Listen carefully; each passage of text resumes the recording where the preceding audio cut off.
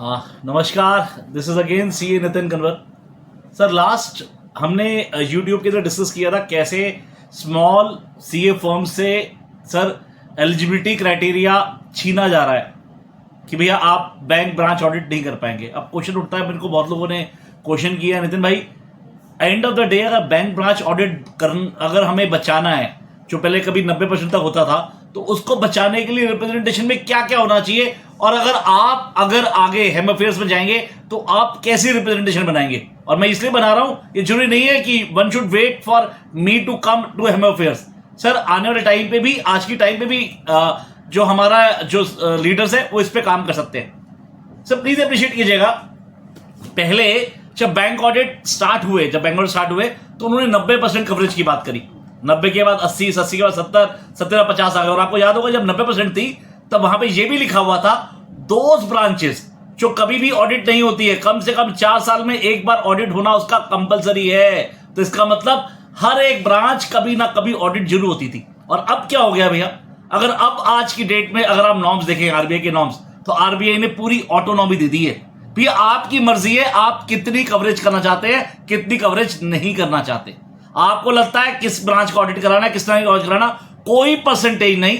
अब कोई भी बैंक अपने हिसाब से डिसाइड कर सकता है। और आने वाला अभी तो एक एक्ट भी पास हो गया है जहां पे आरबीआई ने ये भी ऑटोनॉमी दे दी है टू द बैंक्स कि भैया आप अपनी फीस भी, जो ऑडिट फीस है वो भी आप अपने आप ही कर ले।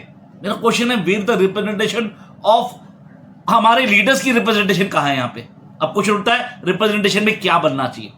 तो सबसे पहले मेरा पर्सनल मानना है, अगर मैं हेम अफेयर्स में होता तो सबसे पहले मैं ये काम करता कि मैं ये बोलता कि भैया पहले ये चेक करें, जिस टाइम पे 90% ऑडिट होता था, ब्रांचेस ऑडिट होते थे, और आज जब हम 50% या फिर हम बात कर रहे हैं कि भैया पूरी ऑटोनॉमी दे दी है, तो आज एनपीए लेवल का परसेंटेज क्या है, not in monetary terms but also in percentage. Take my words, sir percentage would been very very higher. साथ के साथ सर मैं ये भी बोलता, अभी आपने याद होगा सर कि करीबन 1 महीने पहले एक न्यूज़पेपर में एक बहुत बड़ा न्यूज आया था इन रिलेशन टू बैंक, जहां पे गवर्नमेंट ने सारे बैंकों को हिदायत दी थी कि भैया अगर आपका 100 करोड़ तक का लोन है सर, तो डीआरटी को ओवरबर्डन ना करे सर, प्लीज ओटीएस पे जाए।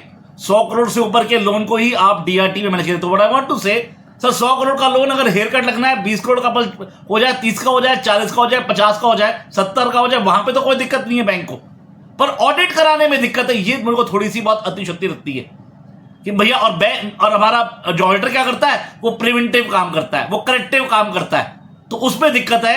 सर आपको ऑडिट कराने में दिक्कत है, ये बहुत बड़ा क्वेश्चन है। मुझे लगता है ये रिप्रेजेंटेशन में हमें गवर्नमेंट को भी डालना चाहिए और आरबीआई को भी डालना चाहिए।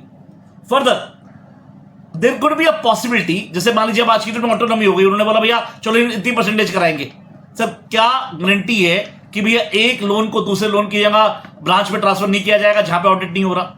और क्लासिफिकेशन, रिक्लासिफिकेशन तो हमेशा से हमारे ऑडिटर का और बैंक का हमेशा झगड़ा रहा है कि भाई साहब हम हमेशा बोलते हैं ये सब स्टैंडर्ड है, लॉस एसेट है या डाउटफुल है, और वो हमेशा बोलते थे यार ये एसेट तो स्टैंडर्ड है।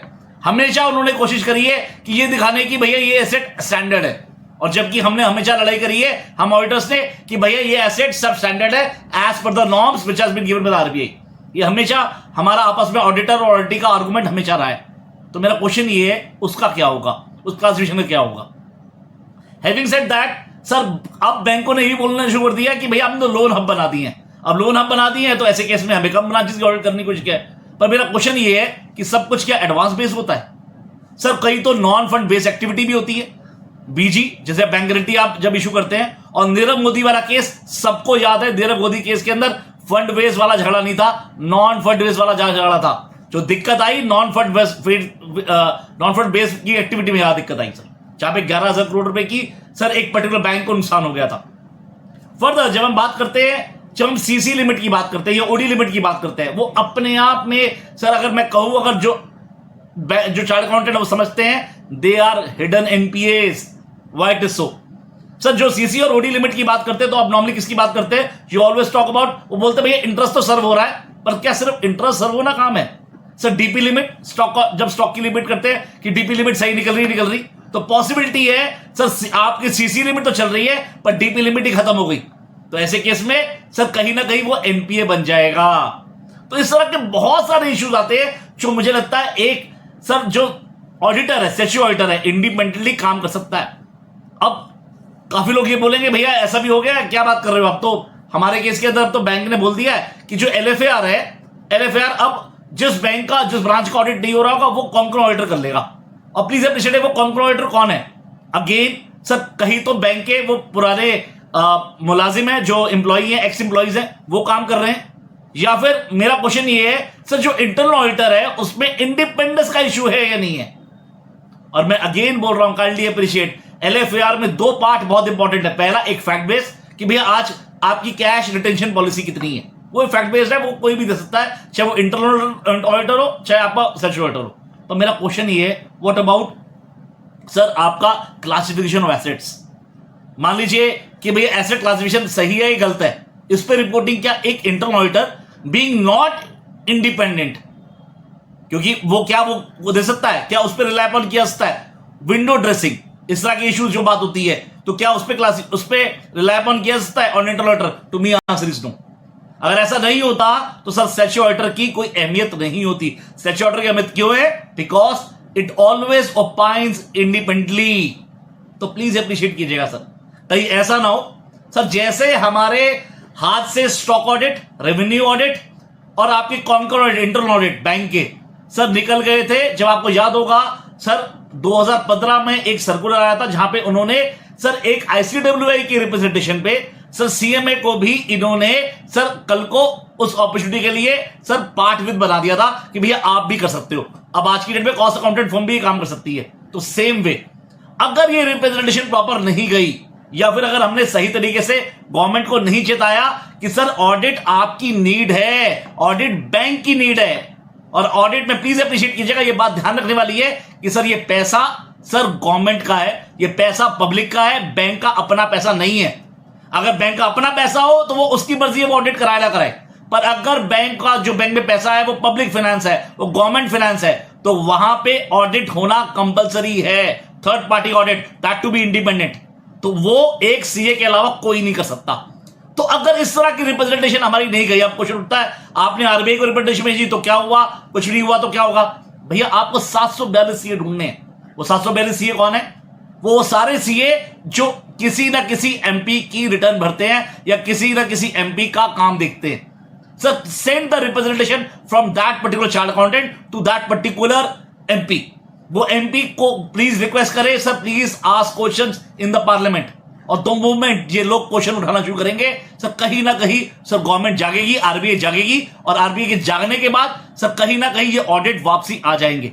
मेरा पर्सनल मानना ये है सर अब ये साल मेक और ब्रेक है, यहां तो सर आने वाले टाइम पे हम ट्रेडिशनल काम सर करते रहेंगे। मैं इसके खिलाफ नहीं हूं कि नए एवेन्यूज नहीं आने चाहिए, पर not at the cost of my traditional work, bank audit, company audit और टैक्स ऑडिट। अगर कहीं ना कहीं मुझे लगता है कि इन ऑडिट के बिना एक CA की अहमियत नहीं है, व्हाई इट इज सो कि अदरवाइज बाकी सब काम करने के लिए जहां पे मेरे साइन नहीं होते वहां पर मुझे CA बनने की जरूरत नहीं है। मैं एक BCom भी काम कर सकता हूं, MBA भी काम कर सकता हूं। मेरी CA की अहमियत तभी है जब मैं किसी बैलेंस शीट को ऑडिट करके उस पर साइन कर रहा हूं। तो प्लीज अप्रिशिएट कीजिएगा, मेरा पर्सनल मानना है ये साल मेक और ब्रेक है। आने वाले दिसंबर में 6 और 7 को आपकी इलेक्शन है, तो उसी व्यक्ति को चुनिए जो व्यक्ति आपके लिए काम कर सकता है, तो जमीन से जुड़ा हुआ है, जो जिसको बोलना आता है, जिसको रिप्रेजेंटेशन देनी आती है, जिसको सब्जेक्ट की नॉलेज है, तो उसी को चुनिए और कोशिश करिए सर जो आपके साथ है मैं हमेशा आपके साथ रहूंगा। CA नितिन कन्वर आपके लिए और आपके साथ। सर जय हिंद, जय